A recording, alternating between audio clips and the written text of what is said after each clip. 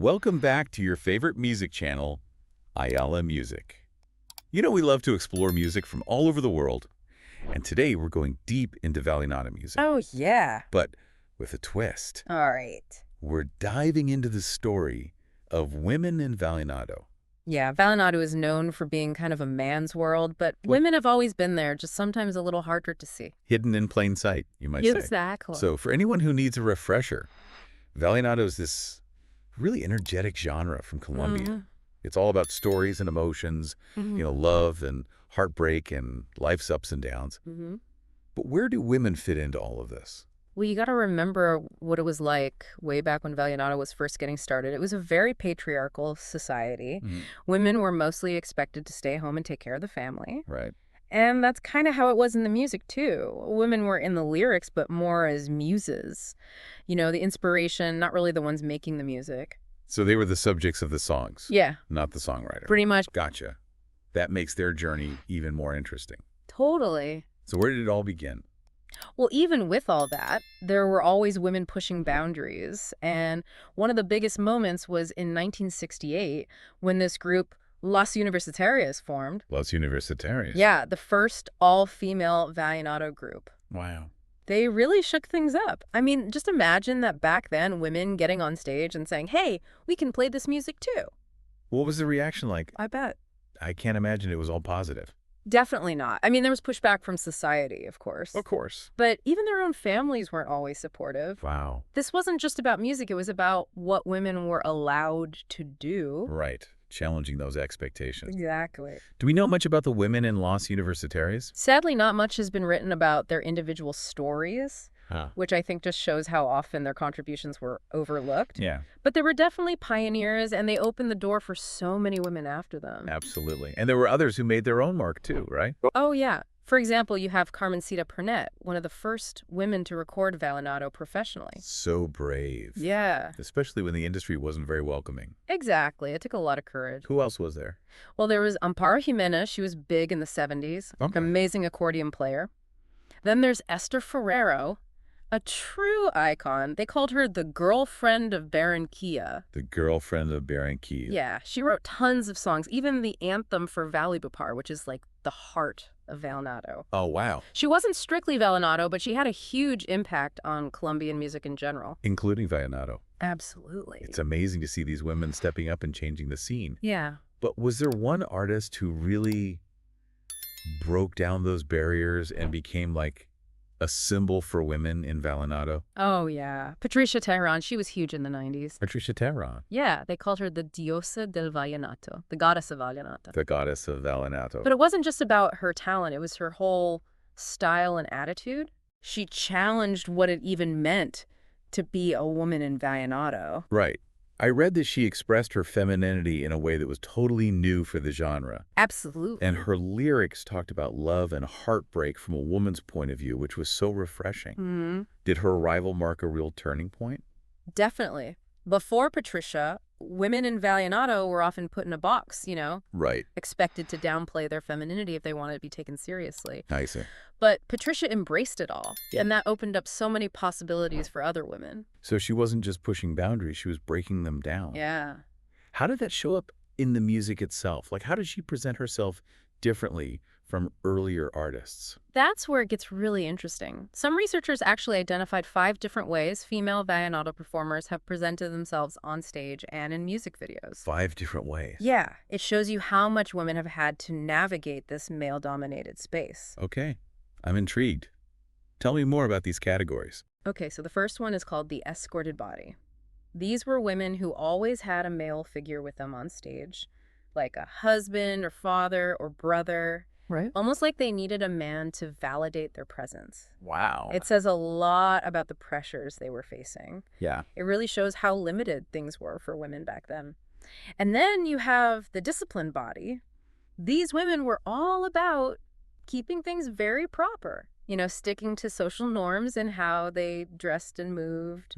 They didn't want to come off as too provocative. They really wanted to emphasize their talent. Like proving themselves through skill. Exactly. Almost overcompensating for the expectations. Maybe it was a way to gain respect in such a male-dominated world. Yeah, it makes sense.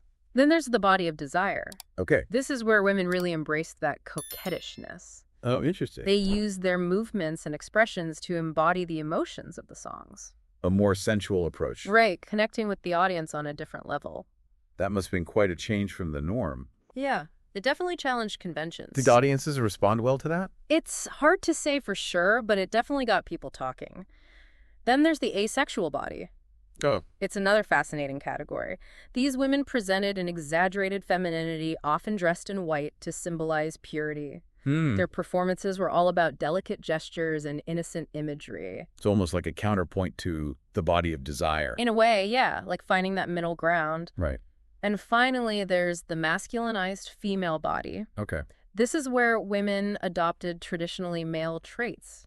Interesting. In their voice, their movements, even their stage presence. Wow. It was a way to blur those gender lines. To challenge those expectations head on. Exactly. So we have these 5 categories that show this whole evolution of how women have presented themselves in vallenato. Right. It's complex and nuanced. It really is. But what about the music itself? Did Patricia Teheran's lyrics reflect these changing representations? Absolutely. One of the things that made Patricia so revolutionary was that she sang about love and desire and heartbreak, but from a raw, unapologetically female perspective. Right. She wasn't afraid to show vulnerability, strength, even anger. Emotions that weren't typically associated with women in vallenato. Exactly. Right. And that really resonated with female listeners. I bet. It must have been so powerful to finally hear those experiences reflected in the music. Yeah, it was a game changer.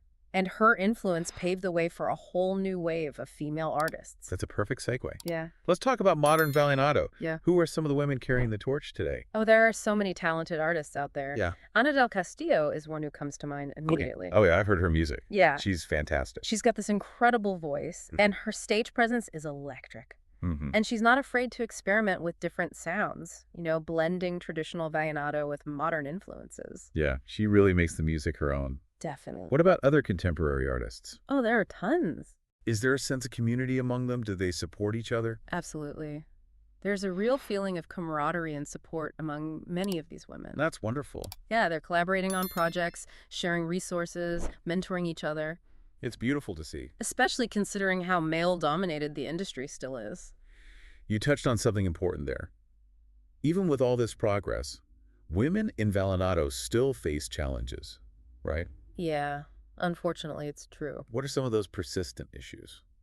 Well, machismo was still a problem in some parts of the vallenato world. Right. And women still face discrimination when it comes to resources and opportunities. And that pressure to conform to those traditional roles. Exactly. It's a constant battle. It reminds us that change takes time. It does. And it's not always easy. No. I remember reading this quote that really captures this struggle. It was something like, being in such a macho folklore is for the brave. Yes, that was Maria Jose Ospino, a very talented artist. Right. Her words, estar en un folclore tan machista es para valientes, perfectly describe what it takes for women to thrive in this space. It's a powerful statement. Yeah. So how are these modern artists dealing with these challenges and pushing for change? Well, one of the most impactful ways is through their lyrics. Oh, yeah. They're writing about their own experiences as women, tackling topics like female empowerment, social justice, even the struggles they face within the industry itself. Why? They're taking back the narrative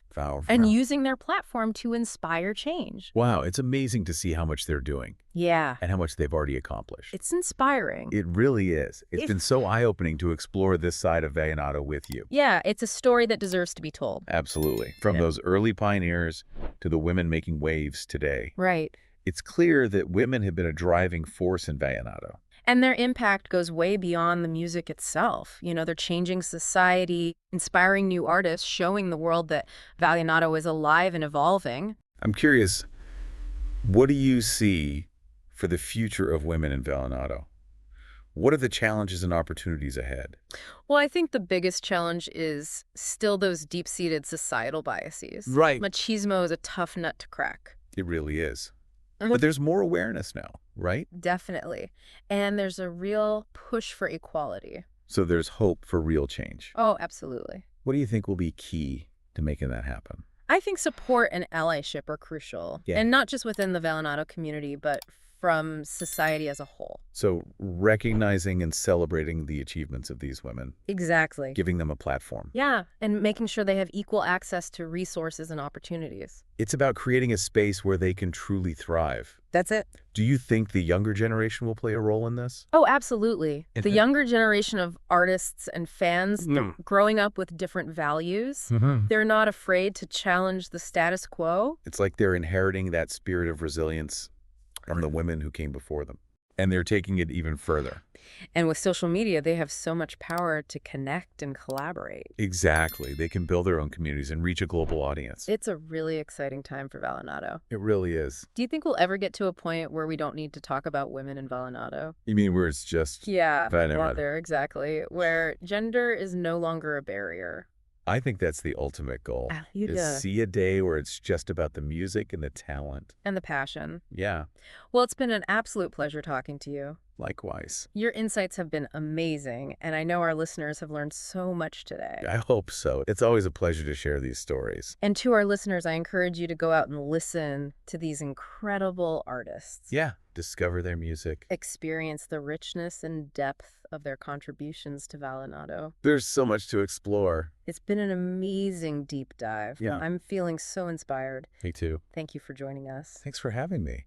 And don't forget to subscribe, give me your like, and activate the bell so you don't miss any of my content. Yeah, hit that bell. Until next time, keep those rhythms alive.